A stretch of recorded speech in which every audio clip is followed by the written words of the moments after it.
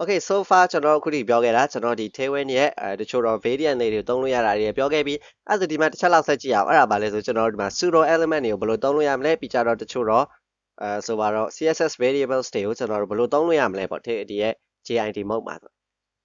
ခုချက်ကြည့်အောင်အဲ့ဒါကျွန်တော်မှာပထမဆုံးလုပ်ဖို့လိုတာကျွန်တော်ဒီမှာ terminal ကိုရက်လိုက်တဲ့ဒီမှာတစ်ချက်လောက်ပြန်ပြီး watch လုပ်ပေးဖို့လိုမယ်ပေါ့အဲ့ဒါဒီမှာ input file ကို output နဲ့ watch လုပ်ပေးလိုက်ပြီးရပြီကျွန်တော်ဒီမှာစရေးလို့ရတယ် okay အဲ့ဒါပထမဆုံးဒီမှာ table ကပြောသလို arbitrary value တွေဆိုရင်ကျွန်တော်ဘယ်လိုလုပ်လို့ရမလဲပေါ့ဥပမာဆိုပါတော့ကျွန်တော်ဒီမှာတချို့တော့ကျွန်တော်တို့ Tailwind ရဲ့ themes ကရှိတဲ့ဥပမာ text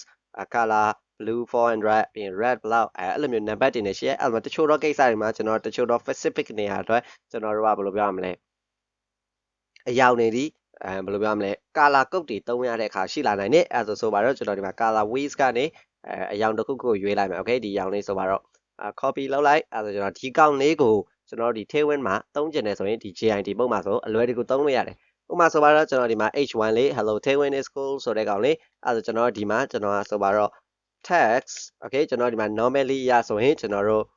red 400အဲ့လိုမျိုးလေးတွေသုံးရင်သုံးလိုက်မယ်ပေါ့ okay ဒီမှာ500အဲ့ဒါကျွန်တော်ဒီမှာ text တွေအနီအောင်ဖြစ်နေအဲ့ဒါကျွန်တော်တကယ်လို့ဒါအဲ့ hash code ကိုသုံးနေတယ်ဆိုရင်ကျွန်တော်ဘယ်လိုလုပ်လို့ရလဲဆိုတိုင်း4000ဝင်လေးထည့်ပေးလိုက်အောင်မယ်ပြီးဒါမျိုးလေးထည့်ပေးလိုက်မယ် cool အဲ့ဒါမှာ refresh လေးလုပ်လိုက်အဲ့ဒါမှာသူဒီ combine လုပ်သွားလိမ့်မယ်ကျွန်တော်တို့ရဲ့ကောင် okay အဲ့ဒါမှာ okay အဲ့ဒါဒီမှာသူကနေသူဒီတိုင်းကျွန်တော်တို့ထည့်ပေးလိုက်တဲ့ hash code အတိုင်းသုံးလို့ရပြီအဲ့ဒါဒီမှာဆိုရင်ကျွန်တော်တို့တစ်ချက်လေးဆိုတော့ကျွန်တော်ဒီမှာနည်းနည်းလေးထပ်သုံးပြလိုက်မယ်ဥပမာ paragraph လေးထည့်လိုက်ပြီးရင် low ran ပေါ့အဲ့ဒါမှကျွန်တော်တို့ရဲ့ဒီအောက်မှာဆိုရင်ကျွန်တော်တို့ကောင်นี้ paragraph လေးမြင်ရလိမ့်မယ် okay အဲ့ဒါ refresh လေးလုပ်လိုက်အဲ့ဒါဒီမှာကျွန်တော်တို့ကောင်นี้ဆိုတော့ဒီမှာ class name of ဆိုတော့ bg okay ဒီမှာကျွန်တော်တို့ကကျွန်တော်ရဲ့ custom hash code ကိုသုံးချင်တယ်ဆိုဘယ်လိုလုပ်လို့ရလဲဆိုကိုယ့်ရဲ့ color wheel ကိုပြန်သွားလိုက်ဒီမှာဆိုတော့ကျွန်တော်ရဲ့ဒီအယောင်တစ်ခုကိုရွေးလိုက်မယ် alright ဆိုတော့ရုပ်ဆိုပေးမယ်လေအဲ့ဒါမှာ hash code လေးနဲ့ တိုင်းလေးထည့်ပေးလိုက်မယ် okay အဲ့ဒါမှာကျွန်တော်တို့ဟာဒီတွားနေတူလောက်ပါလိမ့်မယ် cool အဲ့ဒါဒီမှာကျွန်တော် JIT မှာဆိုရင်တခါတည်းတန်းပြီးတော့မှအခုလိုမျိုး plain value တွေထည့်ရပါအဲ့ဒါ cool မှာချက်ဆက်ကြည့်အောင်ဥမာ pseudo element တွေဆိုရင်ကျွန်တော်တို့ဘယ်လိုထည့်မလဲအဲ့ဒါ pseudo element ဆိုတာကျွန်တော်တို့ရဲ့ website မှာအမြဲတမ်းသုံးတဲ့ကောင်အဲ့တော့ကျွန်တော်ဒီမှာတစ်ချက်လေးကျွန်တော်လုပ်လိုက်မယ်အဲ့ဒါဗာလဲဆိုကျွန်တော်ဒီမှာ span tag လေးလုပ်လိုက်မယ်အောက်မှာ okay အဲ့ဒါဗာလဲဆို Tailwind okay ပြီးရင်ဒီမှာ class လေးထည့်လိုက်မယ်အဲ့ဒါဗာလဲဆိုပါတော့margin top of 12ကျွန်တော်ဒီမှာကွဲကွဲပြားပြားမြင်ချင်လို့ဒီမှာကျွန်တော်ဒီတိုင်းလေးမြင်လိုက်မယ်ဘာလို့လဲဆိုကျွန်တော်ဒီ block sorry block အဲ့ဒါကျွန်တော်ဒီ display block ပေါ့အဲ့ဒါကျွန်တော်ဒီရဲ့ကောင်ကိုသုံးလို့ရတယ်အဲ့ဒါမှတစ်ချက်ကြည့်ကြည့်အောင် okay အဲ့ဒါဒီမှာကျွန်တော်ဆိုပါတော့ဒီကောင်ကို pseudo element လေးထည့်ချင်တဲ့အခါမှာကျွန်တော်တို့ဘယ်လိုလုပ်လို့ရမလဲအဲ့ဒါရှင်းရှင်းလေးပဲအဲ့ဒါဘယ်လိုလုပ်လို့ရလဲဆိုကျွန်တော်ကြည့်တာကျွန်တော်က before က after လေးကိုထည့်ချင်တယ် okay အဲ့မှာ after ဆိုတဲ့ကောင်လေးကိုထည့်ပေးလိုက်အောင်မယ်ပြီးရင်ကျွန်တော်ဒီမှာ content okay ပြီးရင် dash လေးနဲ့ဒါမျိုးလေးပြီးရင်ကျွန်တော်ဒီထဲမှာထည့်ချင်တဲ့ကောင်လေး Tailwind cool okay အဲ့ဒါတိုင်းချက်လိုက်မယ်အဲ့ဒါမှာ refresh သူဒီ combine လုပ်သွားလိမ့်မယ်အဲ့ဒါမှာတစ်ချက်ကြည့်လိုက်ကျွန်တော်တို့ဟာဒီသုံးပြီးသားဖြစ်နေလိမ့်မယ် okay cool အဲ့ဒါဒီမှာဆိုရင်မြင်နေရပြီကျွန်တော်ဒီမှာ after content ဆိုပြီးကျွန်တော်တို့ထည့်ချင်တဲ့ဒီ tail ဘယ်လိုလဲ after ရဲ့ content လေးကိုထည့်ပေးလိုက်အောင်မယ်ဒီမှာဆိုကျွန်တော်ဓာတ်ပုံလေးလည်းဖြစ်လို့ရတယ်အဲ့ဒါကျွန်တော်ဒီမှာဆိုတော့ yes အဲ့ဒါမှာတစ်ချက်ပြောင်းပြတာအဲ့ဒါမှာသူဒီကျွန်တော် refresh လုပ်သွားလိမ့်မယ်ပြီးရင်ကျွန်တော်တို့ကောင်းဒီမှာပြောင်းသွားလိမ့်မယ် okay အဲ့ဒါဒီမှာ pseudo element တွေသုံးလို့ရပြီအဲ့ဒါဆိုပါတော့ဒီမှာ after ကျွန်တော်ဒီကောင်ကိုပုံမှန်အဖြစ် position absolute သုံးမယ် relative သုံးမယ်အဲ့ဒီအကုန်လုံးကျွန်တော်တို့သုံးလို့ရပြီ okay ဥပမာ text to excel အဲ့ဒါမှာကျွန်တော်တို့ after ဒီ font size ကြီးလာလိမ့်မယ်ဆိုပါတော့ကျွန်တော်ဒီမှာ after ပြီးရင်ဆိုပါတော့ text ကျွန်တော်ဒီမှာ custom color လေးအပေါ်ကပန်းအောင်လေးကိုပြန်ယူလိုက်မယ်ဒီတိုင်းလေးပဲအဲ့ဆိုဒီမှာ cool အဲ့ဆိုဒီမှာဒီအောင်လေးဖြစ်သွားလိမ့်မယ် okay အဲ့ဆိုဒီမှာ Tailwind CSS မှာသုံးလို့ရတာလေးပေါ့ cool stuff အဲ့ဆိုဒီမှာဆိုရင်ကျွန်တော်တို့ပြောရမယ်ဆိုရင်ဒီ Tailwind CSS မှာဒီရဲ့ JIT မှာသုံးလို့ရတဲ့ before after လေးပေါ့ဆိုတော့ပြီးကြနောက်ထပ်တစ်ခုရှိသေးတယ်အဲ့ဒါဘာလဲဆိုကျွန်တော်တို့ဥမာဘာတွေသုံးလို့ရမလဲ CSS variables တွေ okay ဒါဆိုရင်ကျွန်တော်တို့အသုံးများရင်များလိမ့်မယ်အဲ့ဒါဆိုကျွန်တော်တို့ CSS variables တွေကိုသုံးဖို့အတွက်ဆိုရင်ကျွန်တော်ဘယ်လိုလုပ်ပေးရလဲဆိုကျွန်တော်တို့ရဲ့ custom CSS ရဲ့ root ထဲမှာ CSS variables တွေကြီးညာသလိုလုပ်ပေးရတယ်အဲ့ဒါဆိုပါတော့ကျွန်တော်ကဒီမှာcustom CSS ကိုသွားလိုက်ဒီရဲ့ကျွန်တော်ရဲ့ styles ထဲက index.css ထဲမှာကျွန်တော်ဒီ root ဆိုတဲ့ကောင်လေး Okay အဲ့ဒါဆိုဒီမှာကျွန်တော်တို့ဆိုပါတော့ကိုယ့်ရဲ့ primary secondary themes တွေကိုကျွန်တော်ကသုံးရင်သုံးမယ်ပေါ့အဲ့ဒါဆိုဒီမှာကျွန်တော်တို့ဒီ primary ဆိုတဲ့ CSS ရဲ့ custom properties တစ်ခုလောက်လိုက်မယ်ပြီးရင်ကျွန်တော်တို့ရဲ့ color wheel ကိုတွားလိုက်ပြီးရင်အရောင်တစ်ခုကို pick လုပ်လိုက်မယ် okay ဒီအရောင်လေးဆိုပါတော့အဲ့ဆိုရင်ကျွန်တော်ကဒီမှာ custom properties လေးတစ်ခုထည့်ပေးလိုက် okay အဲ့ဆို control V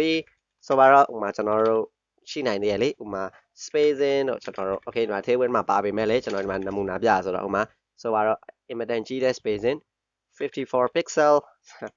အဲ့ဆိုကျွန်တော်ဒီမှာဒါမျိုးလေး okay အဲ့ဆိုဒီ custom property တွေကိုကျွန်တော်တို့ရဲ့ Tailwind မှာဘယ်လိုသုံးလို့ရမလဲပေါ့အဲ့အတွက်ကိုတဲ့ကျွန်တော်ဒီ JSON တိုင်းမှာဆိုရင်သုံးလို့ရတယ်ဥပမာဆိုပါတော့ကျွန်တော်ဒီမှာbutton လေးတစ်ခုထည့်လိုက်မယ် okay button ပေါ့ဒီမှာ click me အဲ့ဒါဒီမှာကျွန်တော်တို့ဒီရဲ့ button လေးကိုမြင်ရမယ် okay အဲ့ဒါကျွန်တော်ဆိုပါတော့ဒီမှာ class လေးထည့်လိုက်အောင်မယ်ပြီးရင် margin top of 24ကျွန်တော်ဒီမှာကွဲပြမြင်ကြလို့အဲ့ဒါဒီမှာကျွန်တော်တို့ဒီအဝေးဖြစ်နေပြီ okay ပြီးကြရင်ဆိုပါတော့ margin y of 24 oh my god margin လို့တောင်းလိုက်ပြီးနေအောင်အဲ့ဒါကျွန်တော်တို့ဟာဒီပြောရမယ်ဆိုရင် margin x အဲ့ဒါမှာဒါမျိုးလေး okay အဲ့ဒါဒီကောက်မှာကျွန်တော်ကခုနသုံးထားတဲ့ primary color ကိုသုံးချင်တယ်အဲ့ဒါကျွန်တော်ဘယ်လိုလုပ်မလဲပေါ့အဲ့ဆိုရင်ကျွန်တော်ဘယ်လိုလုပ်လို့ရလဲဆိုရင် text ဆိုပြီးတော့မှဒီတိုင်းလေးထည့်ပြလိုက်သူဒီတိုင်းမျိုး4000ခွင်းလေးနဲ့ပြီးရင် var ဆိုတဲ့ကောင်လေးကျွန်တော်ဒီမှာCSS က custom properties တွေကိုပြန်သုံးသလိုပဲ primary okay အဲ့ဒါဒီမှာဆိုရင်ကျွန်တော်ဒီလက်ရှိအလုပ်လုပ်မှာမဟုတ်ဘူးဒါပေမဲ့ဘာထည့်ပေးဖို့လိုလဲဆိုတော့ဒါမျိုးလေးဒီကောင်လေးကိုဒီမှာကျွန်တော်တို့သုံးထားတဲ့ variables တွေဘာအမျိုးအစားဖြစ်တယ်ဆိုတာထည့်ပေးရတယ်အခုကိစ္စမှာဆိုရင်ကျွန်တော်တို့ဟာဒီ color အဲ့ဒါဒါမျိုးလေး okay အဲ့ကျွန်တော်တို့ background လို့သုံးလိုက်မယ်အဲ့ဒါမှကြည့်လိုက် bg color var ကျွန်တော်ရဲ့ဒီ primary ဆိုတဲ့ဒီရဲ့ CSS ရဲ့ custom property လေး okay အဲ့ဒါဒီမှာတစ်ခုရှိတာကကျွန်တော်တို့ဒီရဲ့ input file ကို change ထားတဲ့အတွက်ကြောင့်ကျွန်တော်တို့တစ်ချက်လောက်ပြန်ပြီးwatch လုပ်ပေးဖို့လိုမယ်အဲ့မှာ cool အဲ့ဒါဒီမှာရပြီကျွန်တော်တို့ဟာဒီမှာ background color ဒီ apply ကြည့်လိုက်ကျွန်တော်တို့ရဲ့ primary အရောင်သုံးပြီးသားဖြစ်သွားမယ်အဲ့ဒါဒီမှာ text white အဲ့ဒါဒီမှာကျွန်တော်တို့ဖြူရောင် text ဖြစ်သွားမယ်ပေါ့ပြီးရင်ကျွန်တော်တို့ဒီမှာ pattern of 8 maybe okay အဲ့ဒါဒီမှာကျွန်တော်တို့ pattern လေးဒီကွဲပြန်ဖြစ်သွားပြီ okay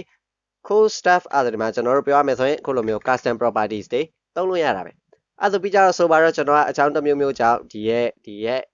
spacing လေးကိုသုံးကျင်နေဆိုရင်လည်းကျွန်တော်တို့ဘယ်လိုလုပ်ပေးလိုက်အောင်မလဲဆိုတော့ကျွန်တော်ဒီအောက်မှာ span tag လေးနောက်တစ်ခုလုပ်လိုက်မယ် okay span tag ပြီးရင်မှာ hello ပေါ့အဲ့ဒါကျွန်တော်အဲ့ရဲ့CSS variables လေးကိုသုံးကျင်နေ class ပြီးရင်ကျွန်တော်တို့ရဲ့ text အဲ့မှာ 4xl 2xl ကျွန်တော်တို့အဲ့လိုသုံးမဲ့အစားကျွန်တော်တို့ကအခုဒီ custom properties လေးကိုသုံးမှာဒီ spacing ဆိုတဲ့ကောင်လေး okay အဲ့ဒါကျွန်တော်ဘယ်လိုလုပ်လို့ရလဲဆိုရင် var ပြီးရင် dash spacing okay ပြီးရင်ကျွန်တော်တို့ဒီကောင်นี้ဘာအမျိုးအစားဖြစ်လဲဆိုတာပြောပေးရမယ်အဲ့အတွက်ကျွန်တော်ဘယ်လိုလုပ်လို့ရလဲဆိုရင်ဒီကောင်นี้ length ဆိုတဲ့ကောင်လေး okay and gdh length ဒီကောင်ပြောချင်တာကျွန်တော်တို့ဒီ unit value ဖြစ်တဲ့အတွက်ကြောင့်မို့ဒီ length ဆိုတဲ့ကောင်ကိုသုံးပေးရတာကြည့်လိုက်ကျွန်တော်တို့ကောင်นี้50နဲ့မှ4 pixel font size ပေါ့ cool အဲ့ဒါဒီမှာကျွန်တော်တို့ပြောရမယ်ဆိုဒီ Tailwind CSS JIT မှာဆိုရင်အခုလိုမျိုး arbitrary value တွေအပြင်ပြီးကြတော့ before after တွေပြီးကြတော့ဒီ CSS ရဲ့ custom properties တွေကိုဘယ်လိုသုံးလို့ရမလဲဆိုတာပြောခဲ့ရတယ် okay အဲ့ဒါဒီမှာ JIT နဲ့ပတ်သက်ရင်ဥပမာခုလိုမျိုး variant လိုမျိုးတွေပြီးကြတော့ဒီရဲ့ pseudo element တွေဆိုရင်ကျွန်တော်ပြောရမယ်ဆိုအများကြီးပဲအဲ့ဒါတွေတော့အကုန်လုံးကျွန်တော်မဆန်းပြတော့ဒီမှာဆိုကျွန်တော်တစ်ခုနှစ်ခုနဲ့ပဲနမူနာဆန်းပြခဲ့တာအကုန်လုံးကိုအသေးစိတ်သိချင်တယ်ကျွန်တော် description ထဲမှာလည်းထည့်ပေးထားမယ်အခုဒီကိစ္စမှာဆိုရင်ကျွန်တော်တို့ variables တွေသုံးတဲ့အခါမှာ color type လိုမျိုး length လိုမျိုးအဲ့လိုမျိုးကြီးညာရတာတွေကိုအသေးစိတ်ပြန်ကြည့်ချင်ပေါ့အဲ့ဒါ cool အဲ့ဒါဒီမှာဆိုရင်ပြောခဲ့တာကျွန်တော်ဒီ Tailwind CSS မှာဒီ JIT ကိုဘယ်လိုသုံးလို့ရလဲဆိုတာပြောခဲ့ရပဲအဲ့ဒါကိုယ့်အနေကိုစမ်းကြည့်ပါဒီကိစ္စဆိုရင်ကျွန်တော်တို့ပြောမယ်ဆိုအရင်တော့ဆိုဗျာဒီ before after တွေဒီ JIT တွေမရှိဘူးဆိုရင်ဒီ before after တွေကိုဆိုကျွန်တော်တို့က custom အခုလိုမျိုးဘယ်လိုပြောရမလဲ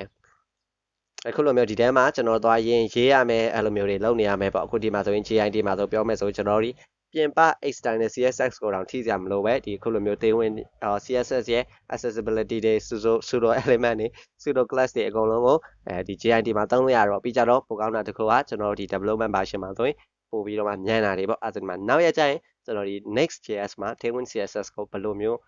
တခါတည်း already set up လုပ်လို့ရလဲပေါ့ခုဒီ JIT ကိုပါ enable လုပ်ပြီးသားအဲ့လိုမျိုးလေးတွေပြီးကြဒီ React မှာဆိုရင် JIT ဘယ်လိုလုပ်လို့ရမလဲအဲ့လိုမျိုးလေးတွေပြီး Webpack နဲ့ဘယ်လို configure လုပ်ရမလဲဆိုတာတွေတစ်ချက်